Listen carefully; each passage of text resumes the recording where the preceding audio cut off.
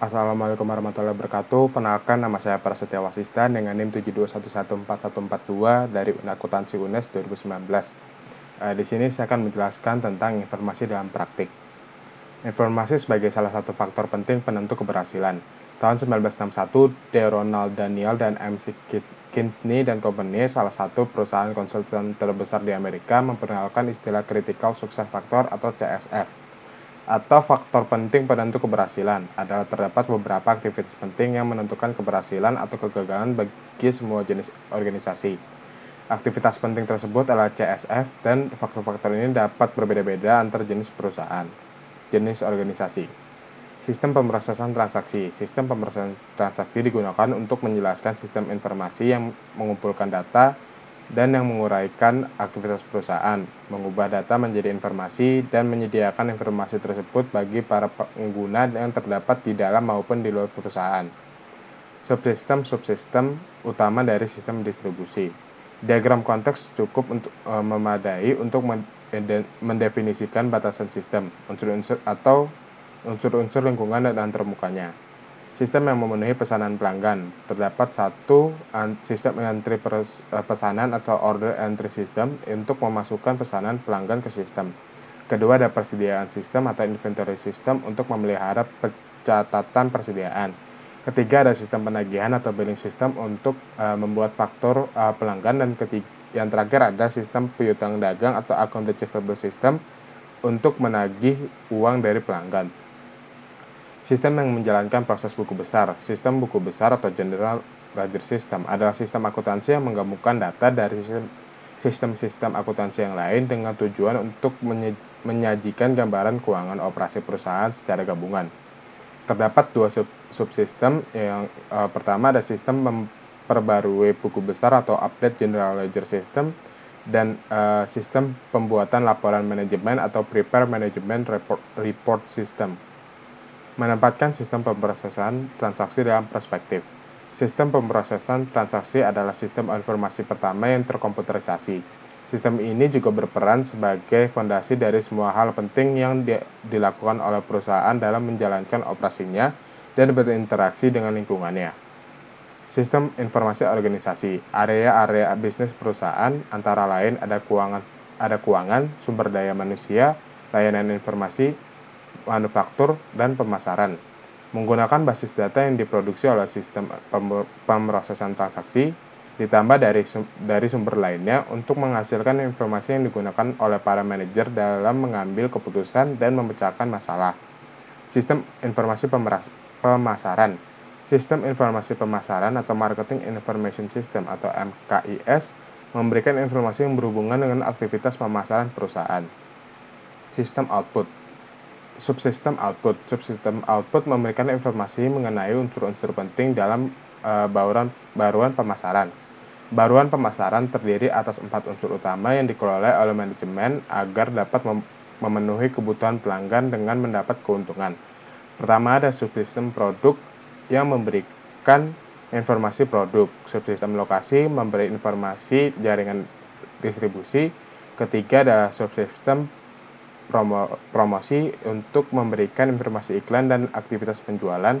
Dan yang terakhir ada subsistem harga untuk membantu manajer mengambil keputusan harga. Subsistem input. Sistem pemrosesan transaksi mengumpulkan data dari sumber-sumber internal dan lingkungan, lalu memasukkannya ke dalam basis data. Subsistem riset pemasaran juga mengumpulkan data internal dan lingkungan melakukan studi khusus. Subsistem inteligensi pemasaran mengumpulkan data lingkungan yang berfungsi untuk menjaga manajemen tetap terinformasi mengenai aktivitas pesaing dan pelanggan perusahaan dan unsur-unsur lain yang dapat mempengaruhi operasi pemasaran. Sistem informasi sumber daya manusia. Sistem informasi sumber daya manusia memberikan informasi kepada seluruh manajer perusahaan yang berkaitan dengan sumber daya manusia perusahaan. Sistem informasi manufaktur. Sistem informasi manufaktur memberikan informasi kepada seluruh manajer perusahaan yang berkaitan dengan operasi manufaktur perusahaan. Sistem informasi keuangan. Sistem informasi keuangan memberikan informasi kepada seluruh manajer perusahaan yang berkaitan dengan aktivitas keuangan perusahaan. Dan terakhir ada sistem informasi eksekutif, yaitu sistem informasi eksekutif adalah suatu sistem yang memberikan informasi kepada para manajer di tingkat yang lebih tinggi atas kinerja perusahaan secara keseluruhan. Manajemen hubungan pelanggan. Kebutuhan akan historis pelanggan sangat besar dalam area pemasaran, di mana para manajer ingin melacak perilaku pembelian pelanggan selama jangka waktu yang cukup panjang dan telah merangsang strategi pemasaran populer yang disebut manajemen hubungan pelanggan.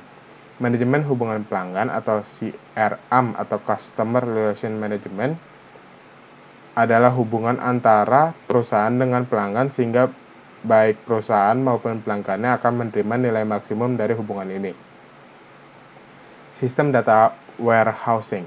Data warehouse adalah bagian utama dari data warehousing yang memasukkan data ke dalam gudang, mengubah isinya menjadi informasi dan menyediakan informasi tersebut kepada para pengguna. Bagaimana data disimpan dalam tempat penyimpanan data warehouse? Dalam tempat penyimpanan data warehouse terdapat dua jenis tabel yang disimpan dalam tabel-tabel terpisah. Pertama ada tabel dimensi, yaitu mengartikan pemikiran bahwa data tersebut dapat menjadi basis untuk melihat data dari berbagai sudut pandang atau berbagai dimensi.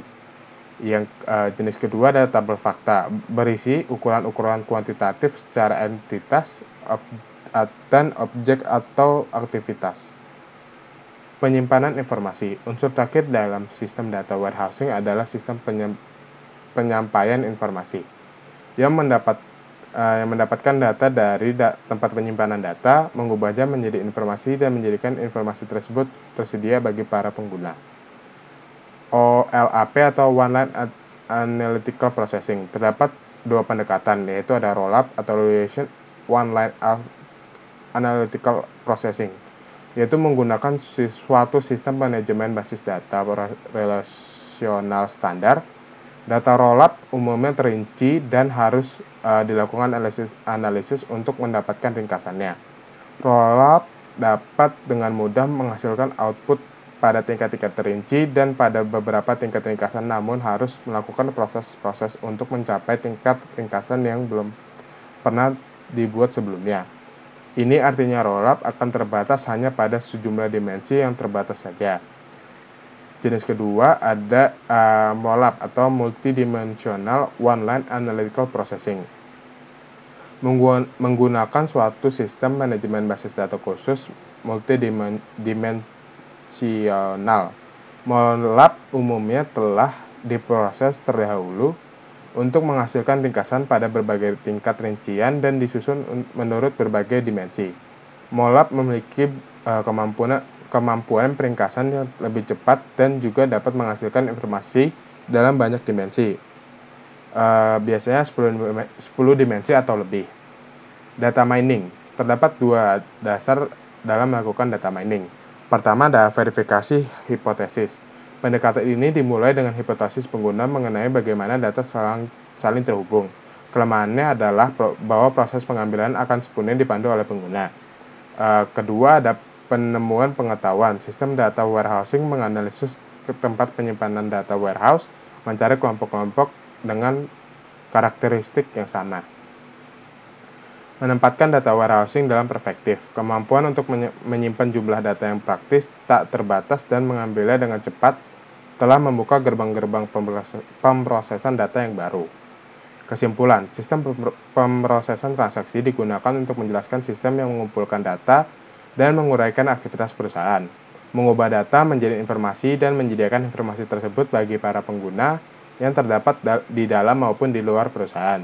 Kebutuhan akan data historis pelanggan sangat besar dan dalam area pemasaran, di mana para manajer ingin melacak perilaku pembelian pelanggan selama jangka waktu yang cukup panjang dan telah merangsang strategi pemasaran populer yang disebut manajemen hubungan pelanggan. Sekian dari saya, mohon maaf jika ada kata-kata yang salah. Terima kasih.